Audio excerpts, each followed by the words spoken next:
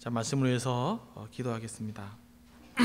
성령 하나님, 이 시간도 우리를 감동하여 주옵시고 우리에게 필요한 말씀으로, 위로의 말씀으로, 능력의 말씀으로 채워주시옵소서. 예수님의 이름으로 기도합니다. 아멘. 김부겸 목사가 쓴 영성이면 가능하다라는 책을 보면, 문명가들은 20세기의 시대가 개미의 시대였다고 한다면 21세기는 거미의 시대라 이렇게 규정한다고 합니다. 다시 말해서 20세기는 근면과 성실성으로 무장한 개미형 인간이 성공하는 시대였다면 21세기는 부드러운 감수성과 유연성을 무기로 관계의 그물망을 엮어나가는 거미형 인간이 성공하는 시대라는 것입니다.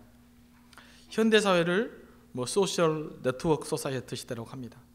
그만큼 다양한 네트워크를 형성하며 살아가는 시대라는 뜻입니다. 개인뿐만 아니라 그룹과의 관계들도 요즘은 네트워킹을 하고 살아가고 있습니다. 그만큼 관계의 폭이 넓어진 것입니다. 이러한 사회 구조 속에서는 개인의 성실성뿐만 아니라 다양한 관계 속에서 리더십을 발휘할 수 있는 사람들이 성공을 한다는 것입니다. 그만큼 다른 사람들을 배려할 수 있는 관계지향적인 사람들이 주목받는 시대가 되었다는 것이죠. 사실 옛날에는 혼자서 열심히 공부만 잘하면 성공했습니다. 성실성 하나면 됐습니다. 그래서 성격이 좀 뭐가 나고 못됐어도 실력만 있으면 인정해 주었습니다. 하지만 이제는 그렇게 성실하게 노력만 해서는 성공하는 시대가 아니라는 것입니다. 그렇다고 게으른 사람이 성공하는 시대가 되었다는 말은 아닙니다.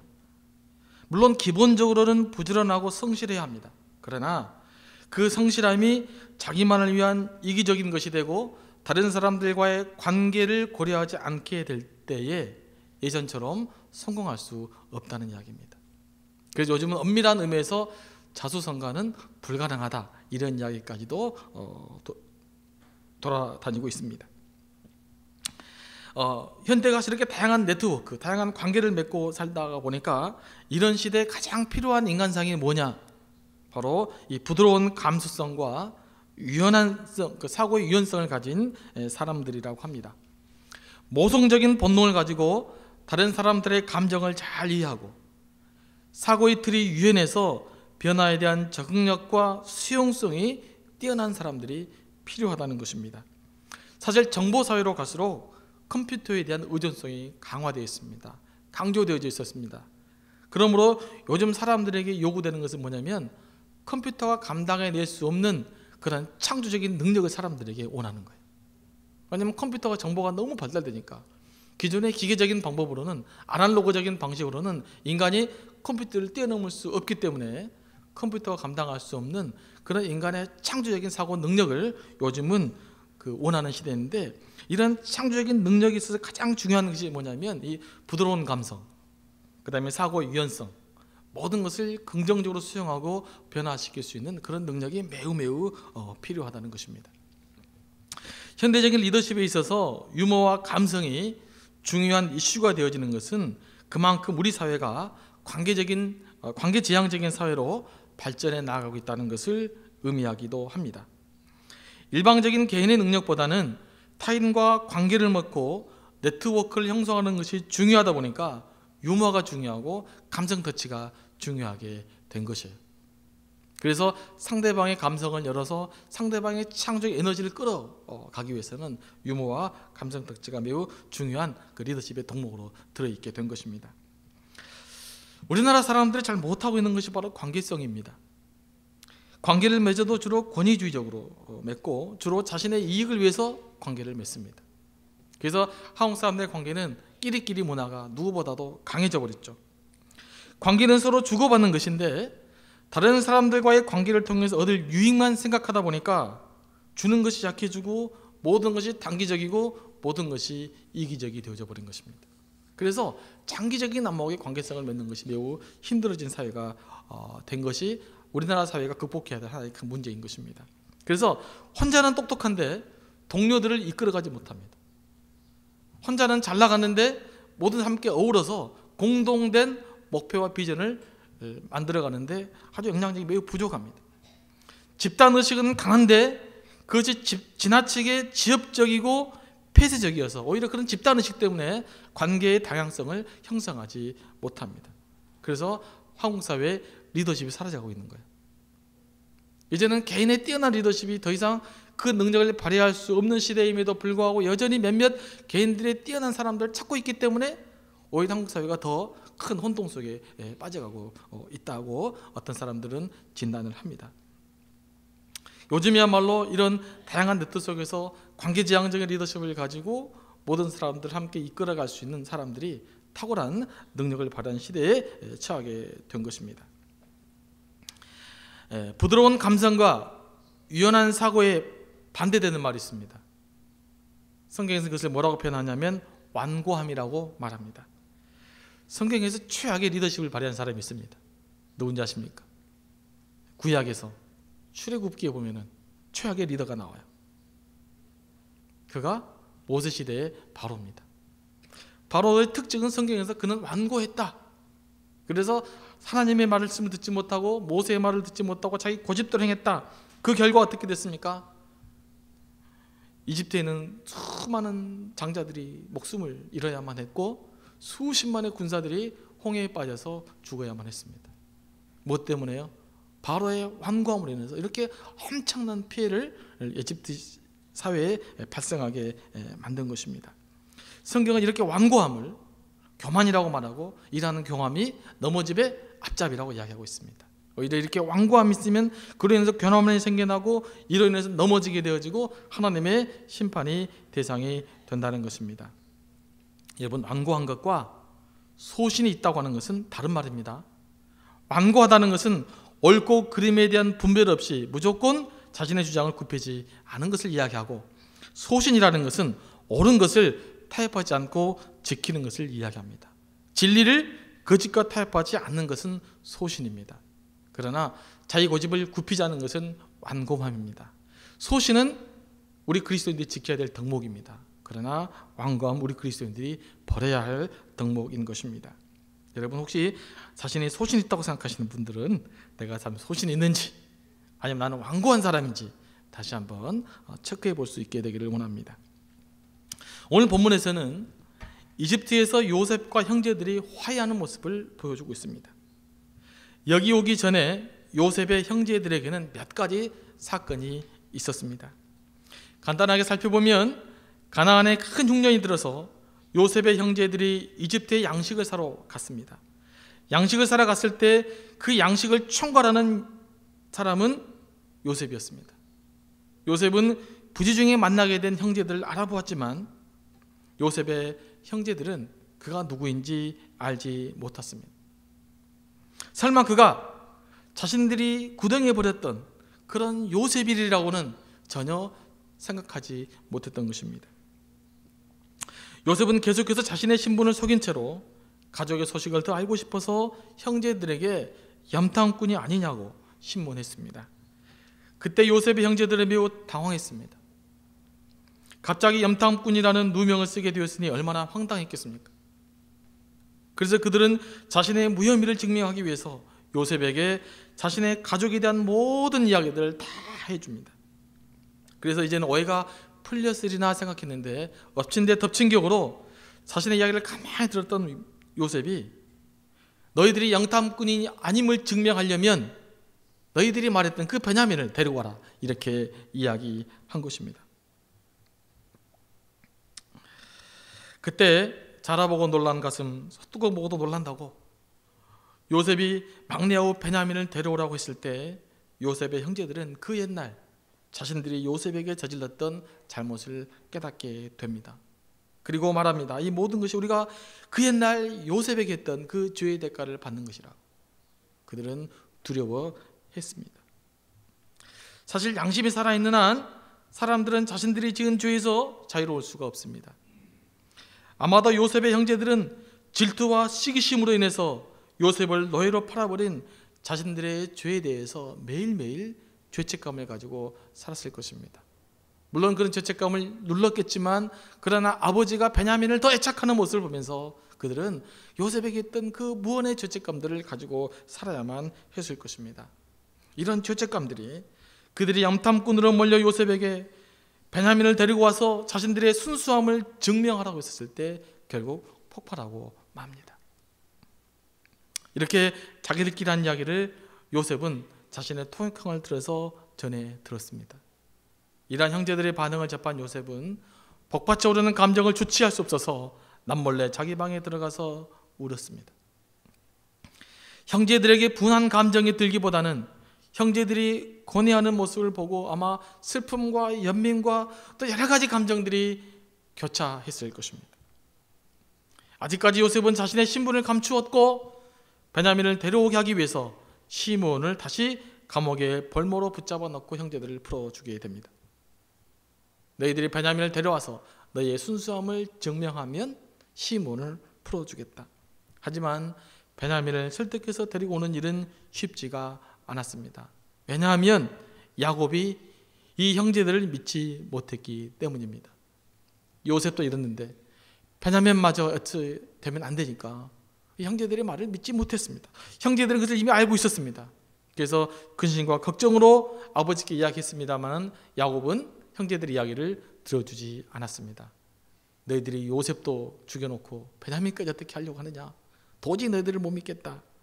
하지만 계속되는 기근에 결국 야곱은 베냐민과 그 형제들을 애굽에 보내야만 했습니다.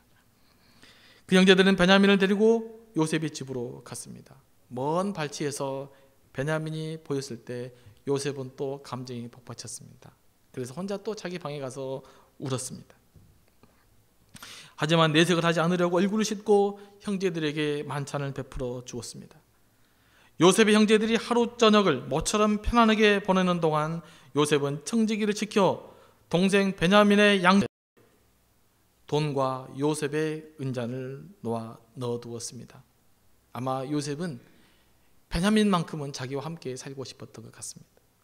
다른 형제들은 가나안에 돌아가더라도 베냐민은 자기와 함께 살기를 원했던 것입니다. 아무튼 이러한 자초지정을 모르고 요셉의 성을 떠났는데 갑자기 요셉이 보는 청지기들이 막 달려왔습니다. 그리고 이제는 요셉의 형제들을 도둑으로 몰아붙였습니다. 참 어이가 없었습니다. 도대체 왜 너희들은 우리를 도둑으로 모느냐? 이전에 우리 돈자루의 가방에 보니까 곡식을 샀는데 곡식 값을 안 받고 돈을 돌려보냈었더라. 그래서 우리가 올 때 그 돈 그대로 가져오고 또 양식도 살도 또 가져왔었다.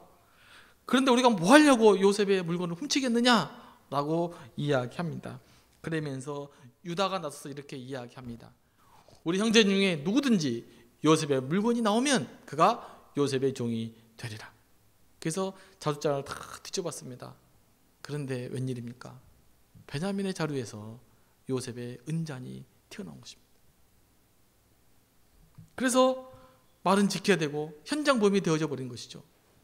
그래서 다시 이 요셉의 형제들은 어쩔 수 없이 모두가 다 함께 요셉의 집으로 돌아오게 된 것입니다. 강제적으로 돌아오게 된 것이죠. 그래서 유다가 이렇게 이야기합니다. 나는 물건을 훔친 적이 없다. 우리 형제들이 요셉의 물건을 훔치지 않았을 것이다. 그러나 물증이 확보됐기 때문에 우리 형제들 모두가 당신의 종이 되겠습니다. 이렇게 이야기합니다. 하지만 요셉의 의도는 모두를 종 삼으려는 의도가 아니었기 때문에 베냐민만 놔두고 당신들은 가도 좋습니다. 그렇게 이야기합니다. 그때 유다가 나서 또 자초지종을 설명합니다. 사실 우리가 옛날에 우리 형제를 애굽에다 판 적이 있었다. 그래서 우리 아버지는 그 형제가 죽은 줄 알고 지금도 슬퍼하고 있고 지금도 고통스러워하고 있고 그 형제에 대한 그 사랑을 자기 막내 베냐민에게 온갖 다 쏟아붓고 있는데 우리가 그 베냐민을 데리고 오면 우리 아버지에게 범죄한 죄를 짓는 것이 되어지고 우리 아버지는 평생 고통 속에 살다가 그 인생을 마감하게 될 거다. 이렇게 인륜을 의지하게 되었습니다. 그래서 제발 베냐민만은 좀 돌려보내시면 좋겠다. 차라리 내가 베냐민 대신에 종이 되겠다. 이렇게 이야기합니다. 이 말이 요셉에게는 또 감동이 되어졌던 것 같습니다. 그래서 이 감동 어린 장면이 오늘 45장 1절부터 우리가 읽었던 말씀입니다. 그래서 다시금 요셉의 감정이 복받쳤어요. 이제는 주체할 수 없었습니다. 그래서 주변에 있는 모든 사람들을 물러가게 했습니다.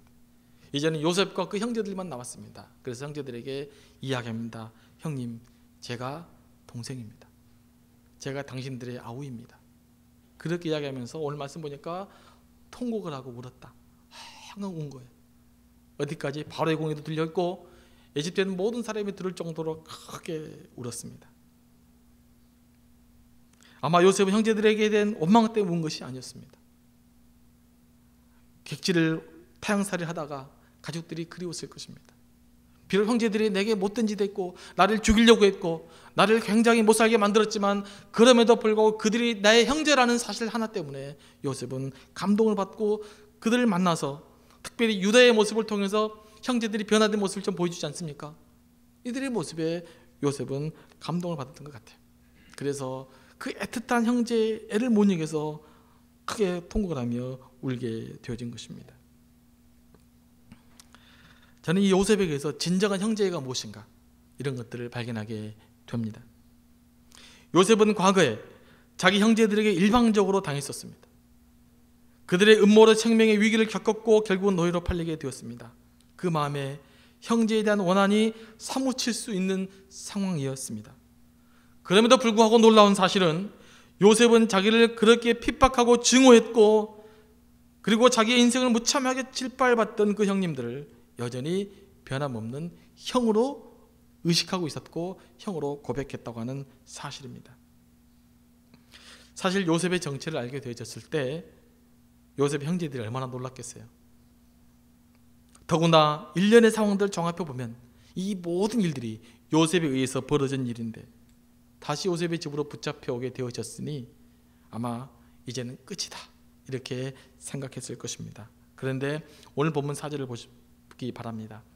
요셉이 형들에게 이르되 내게로 가까이 오소서. 그들이 가까이 가니 이르되 나는 당신들의 아우 요셉이니 당신들이 애굽에 판 자라. 5절 당신들이 나를 이곳에 팔았다고 해서 근심하지 마소서, 한탄하지 마소서 이렇게 이야기하고 있습니다. 하나님이 생명을 구원하시려고 나를 당신들보다 먼저 보냈습니다. 이렇게 이야기하고 있습니다. 이렇게 형제들을 위로하면서 지금 요셉이 뭐라고 이야기하고 있습니까? 자신의 신분, 자신의 계급을 다 떼어버리고 그 형들 앞에 오직 동생으로 남아있는 요셉을 우리는 확인해 볼 수 있습니다. 애굽의 2인자가 형제들 앞에서 자기의 모든 계급장 다 떼고 형님들 제가 당신들의 동생입니다. 나를 만났다고 근심하지도 마시고 한탄하지도 마시고 나와 함께 머무르십시다. 이렇게 요셉이 형제들과 함께 부둥켜 안고 눈물을 흘리면서 용서하고 그들과 화해를 이루어가고 있습니다. 몇 개월 전에 한국의 대기업 총수가 그 유산 문제 때문에 감정 싸움하는 것을 TV에서 본 적이 있습니다. 물론 그 원인이 자산 문제이긴 하지만 형은 동생한테 욕심이 많다라고 이야기했고 그 이야기를 들었던 또 동생은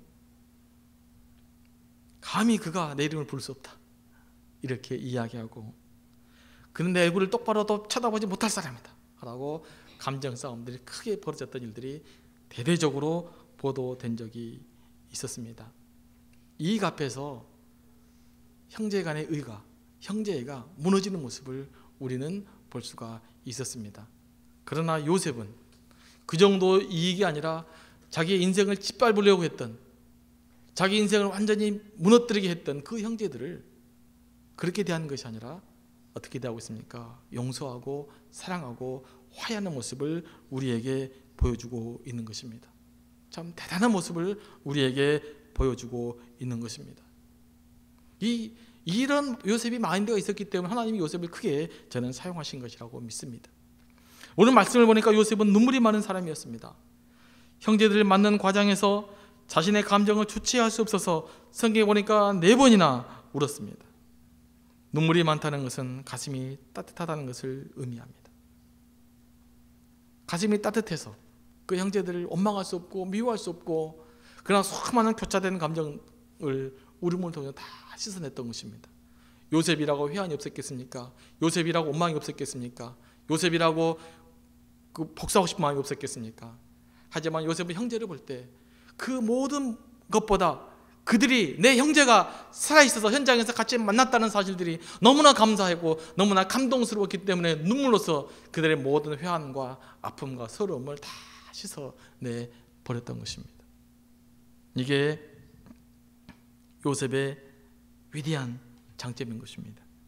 요즘 사람은 요셉과 같은 사람들을 존경합니다.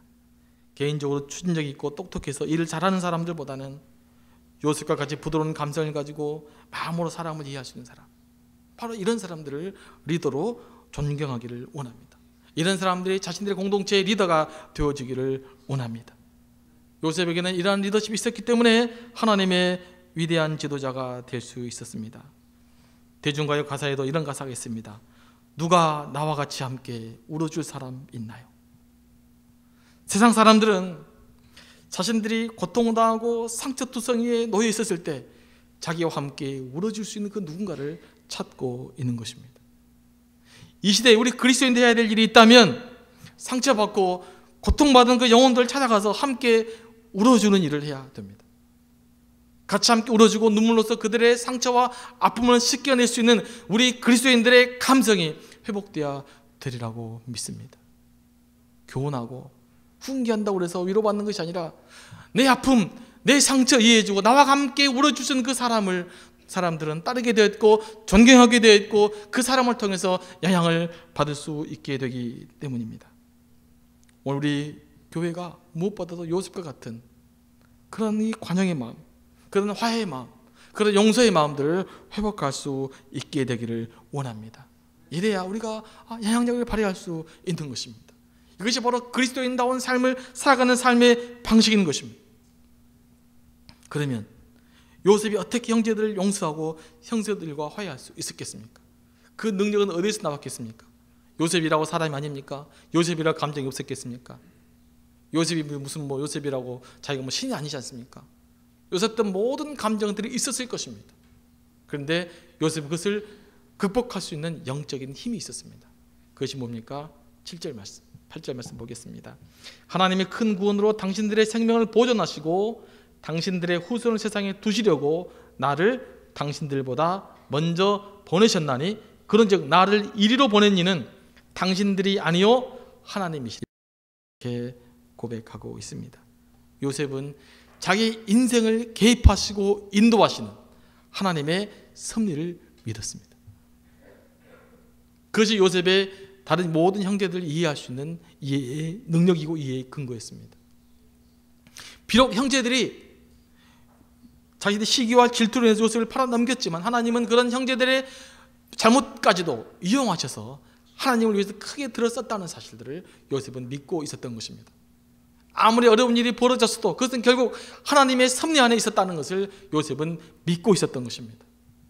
그래서 모세는 이 모든 상황을 종합해 볼 때 비록 형제들이 나를 팔았으나 결국은 하나님께서 이스라엘 민족을 다시 살리시기 위해서 그들을 보존하기 위해서 위대한 섭리가 그들의 형제들 통해서 역사하고 있었다는 사실들을 요셉은 믿어낼 수 있었던 것입니다. 여러분, 이 하나님의 섭리를 믿을 때 우리가 비로소 다른 사람들 이해할 수 있는 것입니다. 내 감정으로 이해할 수 있는 것이 아니에요. 하나님의 섭리를 믿어야 모든 것들이 가능한 것입니다. 로마서 8장 28절 말씀 보면 우리가 알거니와 하나님을 사랑하는 자 곧 그 뜻대로 부르심을 입은 자들에게는 모든 것이 합력하여 선을 이루느니라. 이 말씀을 믿으십니까?